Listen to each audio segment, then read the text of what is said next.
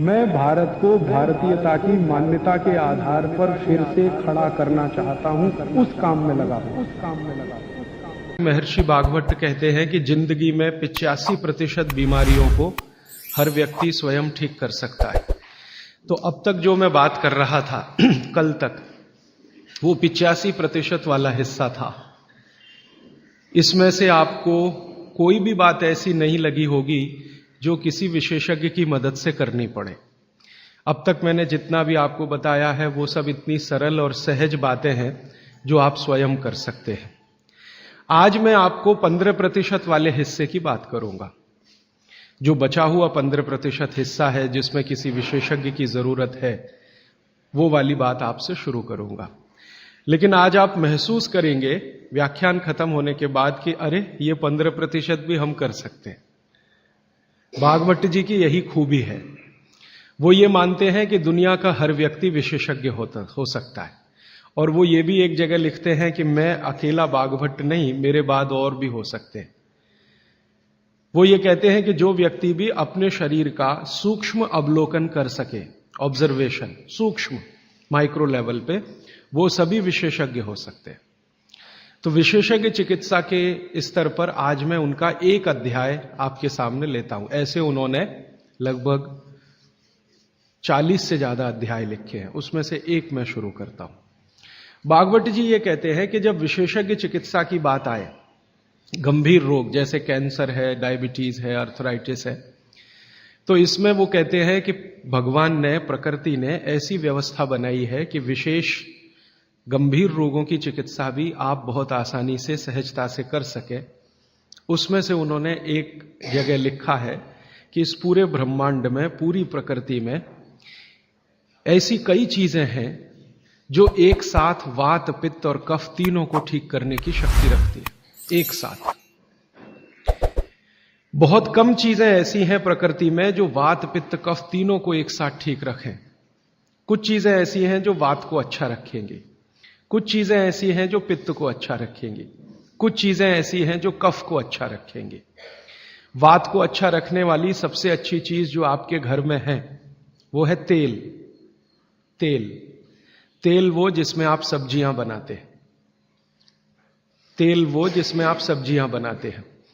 तो सबसे अच्छी चीज वो बोलते हैं कि तेल है, जो वात को हमेशा समभाव में रखता है, समानता में रखता है, वात को बढ़ने नहीं देता। लेकिन उन्होंने एक शब्द पर जोर दिया है कि तेल का माने शुद्ध तेल।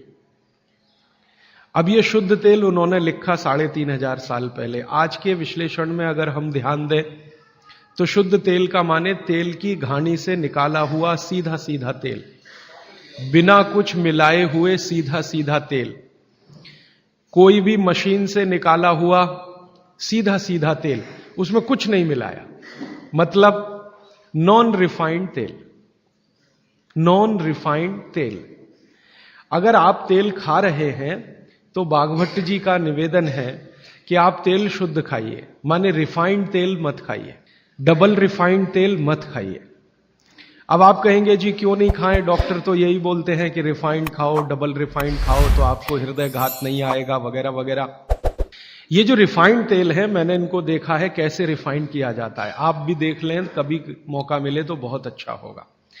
किसी भी तेल को रिफाइंड करने में 6 से 7 केमिकल इस्तेमाल होते हैं और डबल रिफाइंड करने में 12 से 13 केमिकल इस्तेमाल होते हैं। वो सब केमिकल मनुष्य के द्वारा बनाए गए हैं प्रयोगशाला में। भगवान का बनाया हुआ एक भी केमिकल तेल को रिफाइंड नहीं कर सकता। भगवान का बनाया हुआ माने प्रकृति का दिया हुआ, जिसको आप अंग्रेजी में कहते हैं ऑर्गेनिक। ऑर्गेनिक एक भी केमिकल नहीं है जो तेल को साफ कर सके। एक भी केमिकल दुनिया में नहीं है। जितने भी केमिकल तेल को साफ करने के लिए उपयोग किए जाते हैं वो सब इनऑर्गेनिक है, और इनऑर्गेनिक केमिकल ही दुनिया में जहर बनाते हैं और उनका कॉम्बिनेशन जहर की तरफ ही लेके जाता है।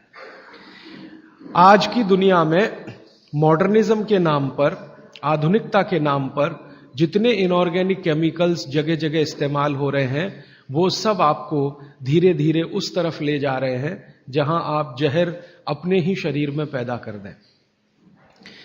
इसलिए रिफाइंड तेल डबल रिफाइंड तेल गलती से भी मत खाइए। भागवत जी कहते हैं कि जिंदगी भर वात को ठीक रखना है, जिंदगी भर। तो वात को ठीक रखने के लिए सबसे सरल चिकित्सा वो बोलते हैं वो तेल का ही है। वो कहते हैं शुद्ध तेल खाइए। शुद्ध तेल माने घानी से निकाला हुआ तेल। अब आपके मन में दो प्रश्न आएंगे तुरंत कि शुद्ध तेल में तो बास बहुत आती है। हां, सीधा प्रश्न। दूसरा प्रश्न आएगा जी शुद्ध तेल बहुत चिपचिपा होता है, गाढ़ा होता है, चिपचिपा होता है और बास अलग से आती है। हम लोगों ने जब शुद्ध तेल पर भारत देश के कुछ वैज्ञानिकों की मदद से काम किया, एक तरह से कहें रिसर्च किया, तो पता चला कि तेल का जो चिपचिपापन है वो उसका सबसे महत्वपूर्ण घटक है। तेल में बहुत कुछ होता है, जैसे मैंने आपको पहले दिन बताया ना, मिट्टी में माइक्रो न्यूट्रिएंट्स है, कैल्शियम है, आयरन है, सिलिकॉन है, कोबाल्ट है, ऐसे तेल में भी है, हर चीज में है। तो तेल का जो सबसे महत्वपूर्ण हिस्सा है वो उसका चिपचिपापन ही है। और जैसे ही तेल में से ये चिपचिपापन निकाला तो पता चला वो तेल ही नहीं बचा। तेल जिस चीज के लिए खाया जाता है वो बचा ही नहीं, वो हिस्सा ही गायब हो गया।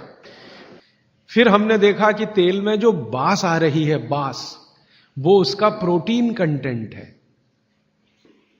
तेल में प्रोटीन बहुत है। जैसे आपने सुना है दालों में प्रोटीन होता है, दालों में प्रोटीन सबसे ज्यादा है, भगवान का, ईश्वर का दिया हुआ। दालों के बाद दूसरे नंबर पर जो प्रोटीन सबसे ज्यादा है वो तेलों में है। तो आप जो तेल में देख रहे हैं कि उसकी बास है, वो बास जो है ना, उसका ऑर्गेनिक कंटेंट है प्रोटीन के लिए। 4-5 तरह के प्रोटीन है सभी तेलों में।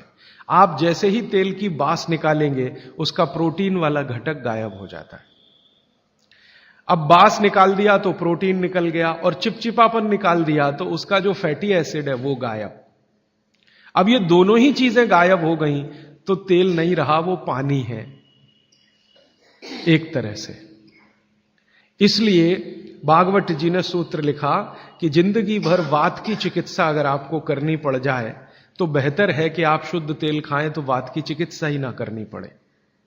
और मैंने आपको सबसे पहले दिन बताया था कि दुनिया में सबसे ज्यादा रोग वात के ही हैं, सबसे ज्यादा रोग। ये घुटने दुखना से लेकर कमर दुखना, हड्डियों में दर्द, ये वात के तो रोग है ही। सबसे खतरनाक वात का रोग है हार्ट अटैक, हृदयघात। सबसे खतरनाक बात का रोग है पैरालिसिस। सबसे खतरनाक बात का रोग है ब्रेन का डैमेज हो जाना।